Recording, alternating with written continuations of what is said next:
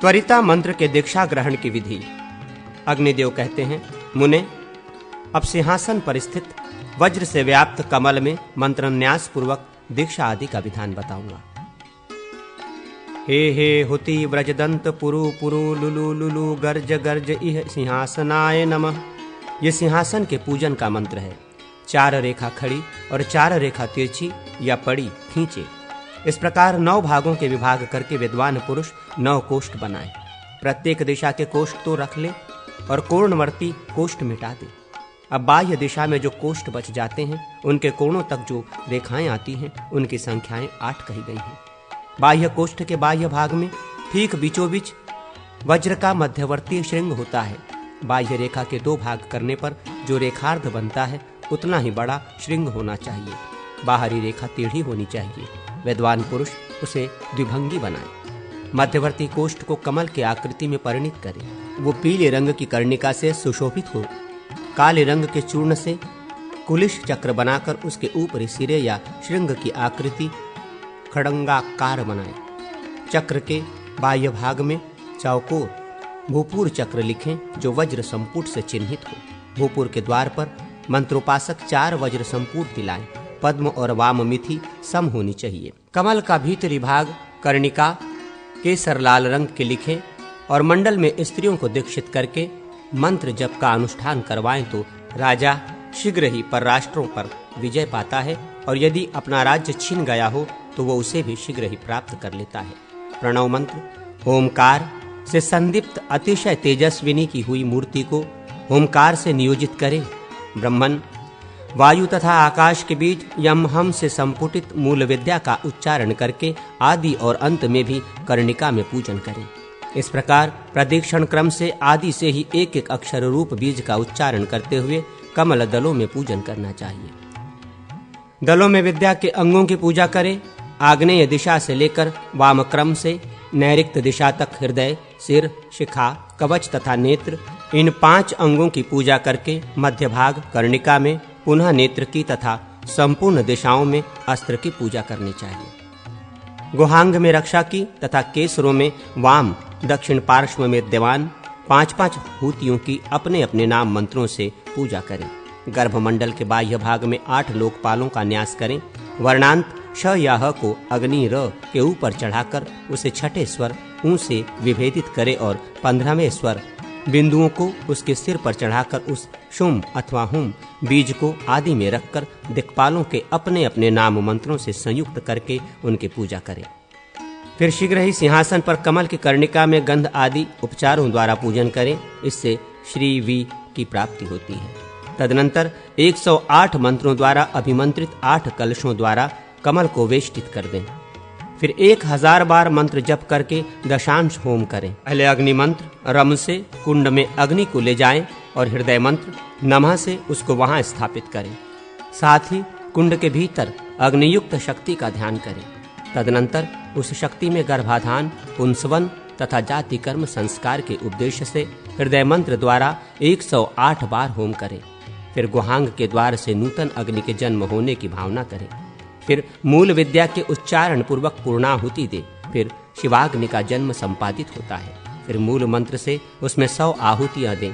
तत्पश्चात अंगों के उपदेश से दशांश होम करें। उसके बाद शिष्य को देवी के हाथ में सौंपें और उसका मंडल में प्रवेश कराएं। फिर अस्त्र मंत्र से ताड़न करके गुहांगों का न्यास करें। विद्या के अंगों से सन्नद्ध शिष्य को विद्यांगों में नियोजित करें। उसके द्वारा पुष्प का प्रक्षेप करवाएं तथा उसे अग्निकुंड के समीप ले जाएं। तदनंतर जौ, धान्य, तिल और घी से मूल विद्या के उच्चारण पूर्वक 100 आहुतियां दें। प्रथम होम स्थावर योनि में पहुंचाकर उससे मुक्ति दिलाता है और दूसरा सरीसृप सांप, बिच्छू आदि की योनि से। तदनंतर क्रमशः पक्षी, मृग, पशु और मानव योनि की प्राप्ति और उससे मुक्ति होती है। फिर क्रमशः ब्रह्मपद, विष्णुपद तथा अंत में रुद्रपद की प्राप्ति होती है। अंत में पूर्णाहुति कर देनी चाहिए। एक आहुति से शिष्य दीक्षित होता है और उसे मोक्ष प्राप्ति का अधिकार मिल जाता है। अब मोक्ष कैसे होता है ये सुनो। जब मंत्रोपासक सुमेरु पर सदाशिव पद में स्थित हो तो दूसरे दिन स्वस्थ चित्त होकर अकर्म और कर्मक्षय के लिए 1000 आहुतियां दें। फिर पूर्णाहुति करके मंत्रयोगी पुरुष धर्म अधर्म से लिप्त नहीं होता। मोक्ष प्राप्त कर लेता है। वो उस परम पद को पहुंच जाता है जहां जाकर मनुष्य फिर इस संसार में नहीं लौटता। जैसे जल में डाला हुआ जल उसमें मिलकर एक रूप हो जाता है, उसी प्रकार जीव शिव में मिलकर शिवरूप हो जाता है। जो कलशों द्वारा अभिषेक करता है वो विजय तथा राज्य आदि सब अभिष्ट वस्तुओं को प्राप्त कर लेता है। ब्राह्मण कुल में उत्पन्न कुमारी कन्या का पूजन करें तथा गुरु आदि को दक्षिणा दें। प्रतिदिन पूजा करके 1,000 आहुतियां अग्नि में देनी चाहिए।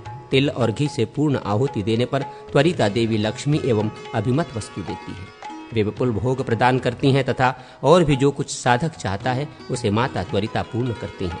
मंत्र के जितने अक्षर हैं उतने लाख जप करने से मनुष्य निधियों का अधिपति होता है। दुगुना जप करने पर राज्य की प्राप्ति होती है।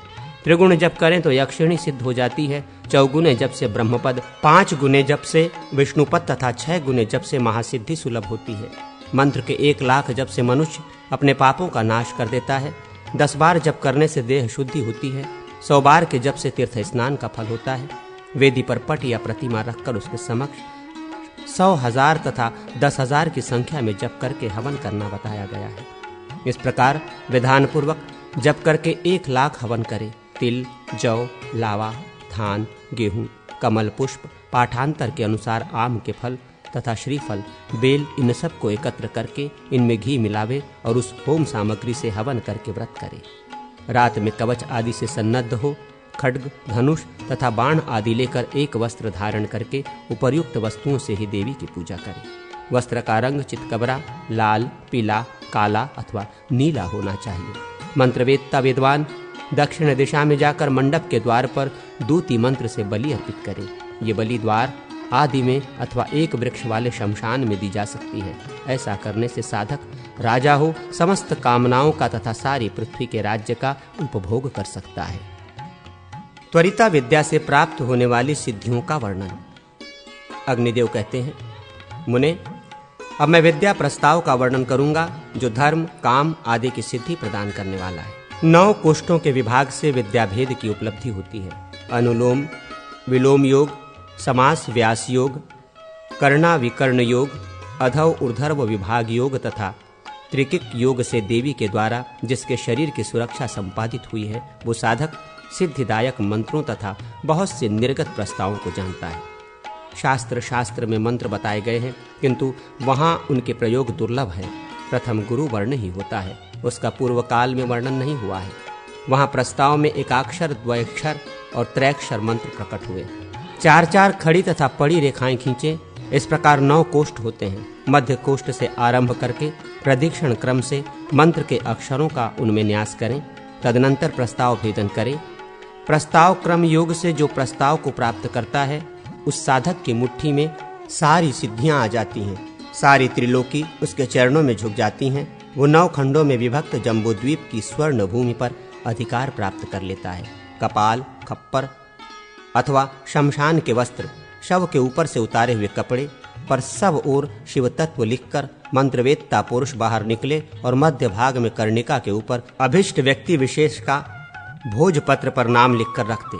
फिर खैर की लकड़ी से तैयार किए गए अंगारों द्वारा उस भोजपत्र को तपाकर दोनों पैरों के नीचे दबा दे। ये प्रयोग एक ही सप्ताह में चराचर प्राणियों सहित समस्त त्रिभुवन को भी चरणों में ला सकता है। वज्र संपुट गर्भ से युक्त 12 चक्र के मध्य में द्वेष व्यक्ति का नाम लिखकर रखे। उस नाम को सदाशिव मंत्र से विदगर्भित कुशों द्वारा मार्जित कर दे। उक्त 12 चक्र तथा नाम आदि का उल्लेख हल्दी से दीवार पर, काष्ठ फलक पर अथवा शील पट्टा पर करना चाहिए।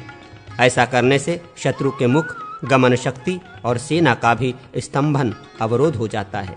शमशान के वस्त्र पर विष मिश्रित रक्त से षटकोण चक्र का उल्लेख कर उसके मध्य में शत्रु का नाम लिखें। फिर उस चक्र को चारों ओर शक्ति बीज से योजित करके उस पर डंडा रख दे। फिर साधक शमशान भूमि पर रखे हुए उस शत्रु पर शीघ्र दंड से प्रहार करे। ये प्रयोग उस शत्रु राजा के राष्ट्र को खंडित कर देता है। इसी तरह चक्राकार मंडल बनाकर उसके मध्य भाग में शत्रु के नाम को स्थापित कर दें।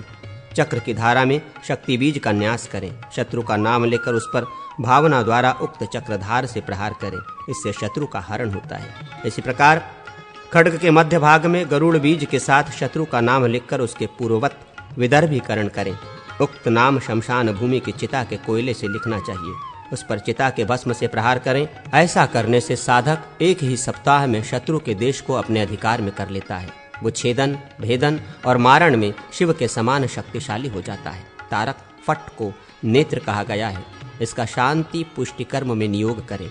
ये दहनादि प्रयोग शाकिनी को भी आकर्षित कर लेता है। पूर्वोक्त 9 चक्रों में मध्यगत मंत्राक्षर से लेकर पश्चिम देशावर्ती कुष्ठ तक के 2 अक्षरों को वक्रतुंड मंत्र के साथ जपने से कुष्ठ आदि जितने भी चर्मगत रोग हैं उन सब का नाश हो जाता है। इसमें संशय नहीं है। ये अध ऊर्ध्व विभाग योग है। मध्य कोष्ठ के उत्तरवर्ती कोष्ठक के 2 अक्षर वाले मंत्र को कराली बंध के साथ जप करें तो वो द्वैक्षरी विद्या यदि साक्षात शिव प्रतिवादी हों तो उनसे भी अपनी रक्षा करवाती है। इसी प्रकार पश्चिमगत मंत्राक्षर को आदि में रखकर उत्तर कोष्ठ तक के मंत्राक्षरों को वक्रतुंड मंत्र के साथ जप किया जाए तो ज्वर तथा खांसी का नाश होता है। उत्तर कोष्ठ से लेकर मध्य कोष्ठ तक के मंत्राक्षरों का एक एक साथ जप किया जाए तो साधक की इच्छा से वट के बीज में गुरुता भारीपन आ सकती है। इसी तरह पूर्वादि मध्यमांत अक्षरों के जप से वो तत्काल उसमें लघुता हल्कापन ला सकता है। भोजपत्र पर गोरोचना द्वारा वज्र से व्याप्त भूपूर चक्र लिखकर अनुलोम क्रम से स्थित मंत्र बीजों को लिखकर उसे मंत्रवत धारण करके साधक अपने शरीर की रक्षा करे। भावपूर्वक सुवर्ण में मढ़ाकर धारण किया गया ये रक्षा यंत्र मृत्यु का भी नाश करने वाला होता है। वो विघ्न, पाप तथा शत्रुओं का दमन करने वाला है तथा सौभाग्य और दीर्घायु देने वाला है। ये रक्षा यंत्र धारण किया जाए तो वो जुआ तथा युद्ध में भी विजयदायक होता है। इंद्र की सेना के साथ संग्राम हो तो उसमें भी वो विजय दिलाता है। इसमें संशय नहीं है। ये रक्षा यंत्र वंध्या को भी पुत्र देने वाला तथा दूसरी चिंतामणि के समान मनोवांछा की पूर्ति करने वाला है। इससे रक्षित हुआ मनुष्य पर राष्ट्रों पर भी अधिकार पाता है तथा राज्य और पृथ्वी को जीत लेता है। फट स्त्रीम शेम हूँ इन 4 अक्षरों का 1 लाख जप करने से यक्ष आदि भी वशीभूत हो जाते हैं।